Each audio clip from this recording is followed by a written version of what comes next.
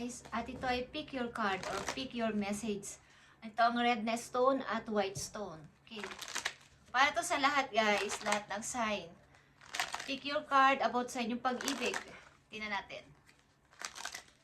Ito ang red and white stone guys na message para sa inyo. So, pick your card or pick your message. Tingnan natin. February 9 ito. Okay, para to sa February 9 message para sa inyo. So, pumili lang kayo dyan ayon sa inyong nararamdaman ng inyong puso. Okay, ilan sa inyo ay umiibig. Okay guys, umiibig ang ilan sa inyo. So, tingnan natin to. So, pakaramdaman ninyo ang inyong puso. At kung ano mapili nyo dito para to sa inyo. Para to sa lahat.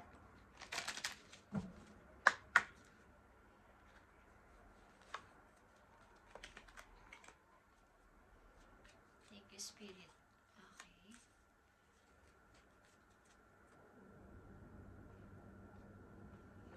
Tingnan natin to. Para to sa bibigyan ng message today at pumili kayo ayon sa inyong nararamdaman, sa inyong puso.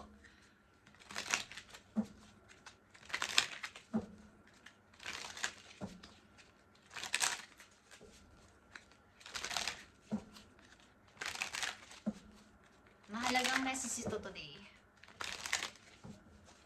Kasama nila ng inyong career, guys.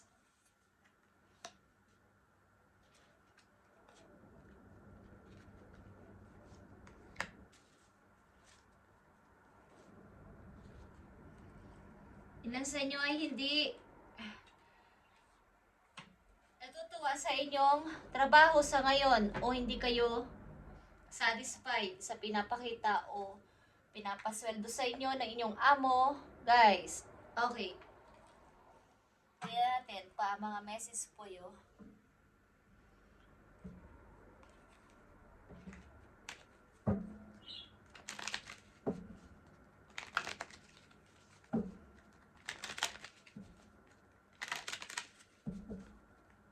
Aliman dyan sa message na yan, sa red stone at white stone, guys, is pumili kayo ng inyong message para to sa inyo. Simula sa araw to, I need 3 messages dito sa inyong maaaring paparating na message, guys, sa mga susunod na araw. Okay, still healing. Mag-healing pa kayo. Magpahinga. Ilan sa inyo kulang sa tulog, kulang sa pahinga. So, kayo ay magpahinga. Pahinga naman. Pag may time, okay, sa mga nandito o makakapanood ng video na to, magpahinga kayo guys. Lalo especially sa mga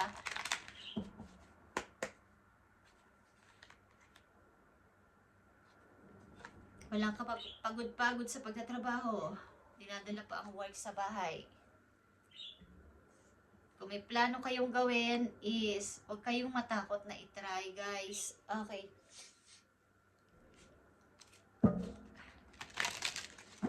Tingnan natin ang message ko yun sa inyo guys. Sa lahat ng sign nito. Para sa lahat ng sign nito at pumili lang kayo dyan. Sa stone, red stone at white stone. Ito ay mahalaga para sa inyo. Okay guys. Tingnan natin.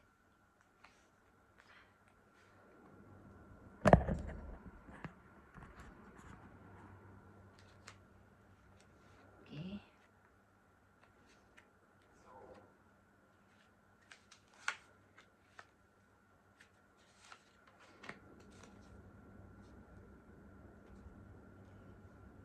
Kung kayo nakapili na is, titingnan natin ang unang message. Kung ang pinili ninyo ay red stone, titingnan natin ang inyong unang message guys. Kung pinili nyo tong pulang stone. Okay, is, andito ang inyong pag-ibig. Pay attention to the red flags. Okay. Ano man tong makikita ninyong sign na magpapa-warning na hindi na okay ang relasyon na ito, ang relasyon na to, ang connection na to ay be aware guys. Okay, pay attention. Ito ay masasabing red flag. Okay na? Ba pinapaalalahanan kayo na dahan-dahan o kaya ay magmasid-masid, mag-observe sa inyong kasintahan, sa inyong kakoneksyon is ito ay unhealthy connection. Guys, okay, sa pumili ng red na stone, pay attention to the red flags. At about pa rin sa pay attention to the red flags, look deep within your emotion. Sapagkat naaapektuhan ng inyong emotion dito sa unhealthy relationship na to, na inyong sasangkutan o involved kayo sa unhealthy relationship, apektado ang inyong emosyon o ang inyong feelings. Okay? Ang inyong feelings. At tingnan natin ang inyong career sa pumili dito sa red stone is nandito ang luck. Okay guys? Ito ay swerte. Ito ay clover. Okay?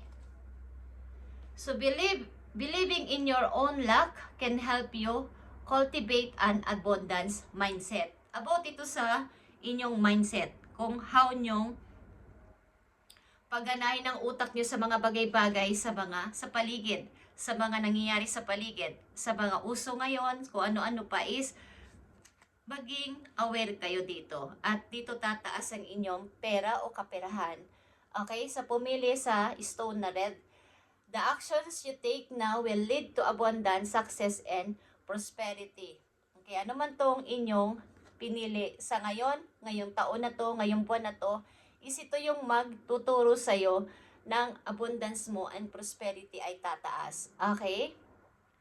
Your perspective na might be holding back your growth and luck. Yung pananaw mo dito ay nakasalalay sa inyong mindset. Okay? Dito sa pumili sa redstone, ang pagtaas ng inyong money ay nakadepend sa inyong mindset. Kung how nyo papaunladin o aayusin ang pagdating o pagpapalago ng inyong money sa kasalukuyan ngayong taon na to. Okay? Sa pumili ng redstone. Redstone is nakadepend sa inyong mindset, sa inyong pananaw. Okay, ang paglago ng inyong kaperahan. So believing in your own luck guys. Hindi sa sabi ni ganito, sulsol ni ganito, is maniwala kayo sa inyong sariling swerte. Okay? At ito ay nakasalalay sa inyong mindset. Okay guys. Tingnan natin ang inyong paparating na message guys. Ito ay 3. Nakikita nyo itong dasal. Punong-puno kayo ng kaligayahan. Okay, o sasaya kayo. Sapagkat maaaring may mga magagandang bagay na paparating sa buhay ninyo. Okay, ang ilan sa inyo ay dumating ang inaasahan ninyong ang ilan sa inyo ay nagbuntis o buntis at manganganak na this year. Okay, at darating ang pinakamasayang nangyari sa buhay ninyo sa pamagitan ng pagsilang ng inyong nag-iisang o unang anak na lalaki o mayroon kayong anak na lalaki. Ang ilan sa inyo dito ay sa pumili ng pulang bato is masaya sa kanyang kasalukuyan sapagkat nagkaroon na kayo ng kaligayahan, totoong happiness na masasabi at nagkaroon na ng kalayaan sa buhay. Kumbaga ito yung time na para ako naman ay mag-relax, bigyan ng freedom o bigyan ng kaligayahan ang sarili ko at patunayan na kaya ko pala, kaya ko uling mag-start, kaya ko uling lumago. Okay, katulad ng sun. Okay? Masaya sa anumang nangyayari sa kanilang buhay sa ngayon. Okay, sa pumili ng redstone is ang karamihan sa inyo ay nagsasaya o nagpapakasaya this time sapagkat maraming bagay na naganap sa inyong buhay. Okay, after ng mga pagsubok is nakita o naramdaman nyo na may kaligayahan pala. Okay. At the temperance is here. Sunod sa the sun is temperance. Ito ay paghihiling sa sarili, okay? Pag-iingat na hindi na uli masayang ang mga masisimulan o nasimulan ngayong taon na to o ngayong buwan na to, ngayong linggo na to. Yung pag-iingat sa mga pagsasalita, sa mga gagawin at sa mga sasabihin. Okay, sa paplano. pag-iingat na wala nang masayang, hindi ko na to bibigyan pa ng puwang na masayang yung aking i-invest ngayon, i-build ngayon, okay, o iisipin ngayon o pagpaplanuhan ngayon, ngayong 2026. Pipilitin ko na tong makamit yung goal ko this time. Okay. At nandito ang The Hangman. Okay. Kung nakikita nyo lang guys, puro dito may mga sinag ng sun o sinag ng parang may nalalaman kayo o alam nyo na ito yung gusto ko. Dito ako masaya at ito yung gagawin ko. Okay? Andito yung pag-observe, pag-aaral at pakikinig sa mga tao sa paligid at mahabang pasensya sa nakakarami o sa inyong mga kakoneksyon na tao sa inyong kasalukuyan. Okay? Yung pag-observe. Yung pananatili na ito na yung happiness ko. Okay? Ito na yung gusto ko. Hindi na ako dito hindi ako nagsisisi sa plano ko, hindi ako nagsisisi sa ginawa ko. Okay? Sa mga pumili ng redstone. Okay. Nakikita nyo tong 9 of Wands. Okay. Pagpapahalaga sa sarili, paglalagay ng limitasyon sa ibang tao, paglilimit sa mga taong papasok sa inyong buhay para magbigay ulit ng problema at pasakit katulad ng nangyari sa mga nauna-una nyong taon sa buhay. Mga nagbigay ng problema, nagbigay ng pasanin sa inyo is protektahan nyo ang inyong sarili at limitahan ng mga taong papasok sa inyong mundo o sa inyong buhay. Okay guys. Okay. Sa pumili ng redstone yan ang inyong message guys. At sa pumili nitong white stone, andito ang inyong pag-ibig. Sa pumili nitong white stone, andito ang have faith. The angels are working behind the scene to make their relationship flores. Okay, kung kayo ay nasa relasyon na, ang mga angels nyo sa heaven ay nagwo-working behind the scene para ang inyong pag-ibig ay maging maayos at maging mag-grow. Okay, ibig sabihin nito, ang mga pumili dito sa white stone na umiibig at nasa pag-ibig ay maayos ang relasyon at ginagabayan kayo ng inyong mga angels. Okay, sa inyong pag-ibig. So, magkaroon kayo ng faith. Okay? Maaaring kayo ay long distance o hindi nagkikita, kaya kailangan ninyo ng tiwala sa isa't isa. Okay.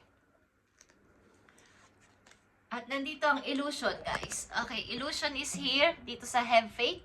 Avoid trap of mistaking fantasy for true soul connection.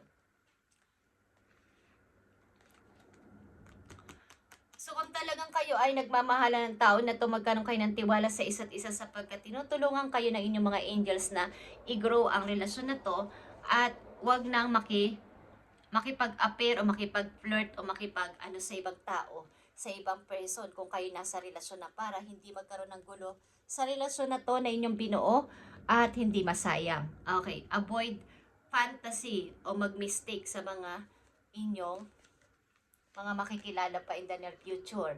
Okay, sa pumili ng white stone, guys, andito ang inyong career, andito ang growth. Okay. To grow, it's essential to unlearn since rules are constantly evolving. Okay. Expect good flow of money, a raise, or a new job offer. Okay. You're delaying your growth. The process of healing is worth the effort. Kumbaga, ang ilan sa inyo ay may mga naiisipang bagay ay hindi naman tinatapos. Kaya ang money ninyong ini-invest, halimbawa nag-invest kayo ng ganyang pera sa isang bagay o sa isang negosyo, ini-invest nyo o kaya nag-i-start kayo pero hindi nyo ginagawang tapusin o hindi nyo binibigyan ng pansin. Kaya ang pera na inyong naiilagay doon is nasasayang lang o nalalagay lang sa wala. Okay, so ang kumbaga, ituloy-tuloy nyo at ang gawin ninyo ay yung parang yung salitang essential is yung mahalagang bagay o yung pinaka-importante. Okay, hindi yung nakita nyo lang na ganito o ganyan is gagawin ko din yon pero hindi naman kayo doon subok na subok pa, wala kayong experience sa ganong klaseng larangan o sa business na yon is itatry nyo because sumubok lang kayo o nakita nyo lang sa iba. So gawin nyo ay mag-learn pa, tingnan mabuti kung saan kayo malakas, saan ba kayo okay na larangan, at doon kayo mag-invest ng pera para ito ay tuluyang mag-grow o maging mayabong. Hindi katulad nitong nalalanta, okay, na mga dahon. Okay. So, kayo talaga ay nagpupursige na mag-grow sa money. Kaya lang, kulang sa kaalaman at kulang sa karanasan. So, kailangan ditong gawin ay pag-aralan muna bago maglagay o maglabas ng pera sa isang bagay o sa isang i-invest nyo, guys. Okay, so pumili ng white stone. Yan ang inyong message dito sa inyong career o sa inyong gagawin sa buhay. At paparating na message sa inyo o nangyayari na sa inyo, andito ang King of Wands, guys. Okay, ito yung Aries, Leo energy. Someone is looking, okay, sa malayo o sa literal na malayo o sa inyong mga, kumbaga malayo na kayo sa isa't isa pero may nakatingin pa rin sa inyo o kayo mismo nakatingin kayo sa isang person at nagmamasid-masid, nagtitingin-tingin, ano na bang nangyayari sa aking minahal o ano na bang nangyayari sa tao na to at hindi kayo mapakali. Okay, someone is looking. At dito ang 7 of Cups. Marami mga offers sa paligid, hindi nyo pinapansin sapagkat meron nga kayong tinitingnan ng ibang tao. Yung nasa behind ng inyong mind, nasa behind ng inyong puso. Okay. Taong umalis sa buhay ninyo. Okay. Ang mga pumili dito sa white stone ay still holding sa kanilang minamahal at nagmamasid-masid pa din sa paglayo ng isang tao. Ano na kaya nangyayari sa kanya? Mahal nyo pa yung tao na to. At maaaring marami man kayong pinagpipilian sa kasalukuyan na mga taong dumating sa buhay nyo ay wala pa din. Hindi malalagpasan o hindi mai-compare yung dati ninyong minahal o kaya ay nakasamang tao sa inyong sa mga dumarating na bago sa buhay ninyo. At nandito yung temptation, guys. Codependency. Nagkakaroon ng, halimbawa, nagkakaroon kayo ng limitasyon sa pag-i-entertain na ng tao. Hindi na kayo nakikisama sa iba. Sapagkat andito din, dadating din dito yung pagka-obsess at pagtingin, pag-i-stalk, guys, pag-i-spy sa person na nang iwan sa inyo. Tinitingnan ng ilan sa inyo ang person na umalis sa buhay nyo sa malayo o sa online. Kung ano na, may kasama na ba siyang iba? Mahal niya ba ang taong yon kesa sa akin? Okay, nagkakaroon na ng obsession o temptation dito. Okay. So, tingnan natin ang message sa inyo, guys. Okay, guys. Dito sa pumili ng redstone, dito sa redstone, tingnan natin.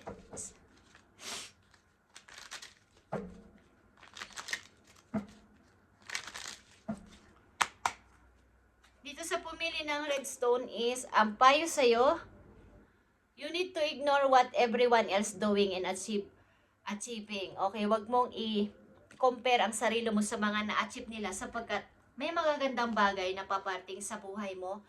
Guys, okay, at maniwala ka sa iyong own luck, sa inyong own swerte. Wag ka makipag-competition sa iba sapagkat may sarili kang swerte sa buhay, may sarili kang kakayanan. Okay? Your life is about breaking your own limits and outgrowing yourself to live your best life. You are not in the competition with anyone else. Okay, guys? So, yan ang sinasabi ko sa inyo kayo na pa. Believing in your own luck at wag nyong i-compare ang sarili nyo sa iba. Okay, guys? So, dito sa pumili sa white stone, tingnan natin ang payo sa inyo.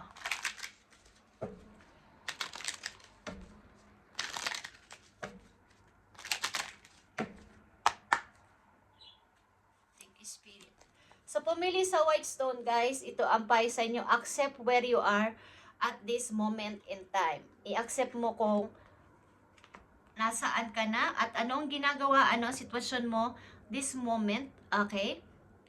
Then can you begin to move forward? Be clear about your intention. This make me easier for us and the universe to help you. Doors will open unexpectedly. Be ready. Okay. So kayo ay pag-aralan nyo itong mabuti bago kayo pumasok sa anumang klaseng larangan na mga pag-invest o paglabas ng money ninyo sapagkat anytime isa sa mga araw na to o sa taon na to, sa buwan na to, sa linggo na to ay mag-o-open unexpectedly ang doors ng abundance sa inyo, ang door ng opportunity sa inyo. So pag-aralan nyo bago kayo maglabas ng money kung ano dapat ninyong gawin dito. Okay. At kumbaga kailangan clear ang intention ninyo dito para maging mayabong at sariwa o kaya ay mas lumago ang mga dahon. Okay? Ang papasimulan ninyong negosyo. Okay. Thank you and God bless guys sa mga pumili dito sa red stone and white stone is God bless sa inyong lahat guys at pagpalain kayo ni God sa inyong mga gagawin pa sa buhay at paplanuhin pa simula sa araw na to. Thank you and God bless.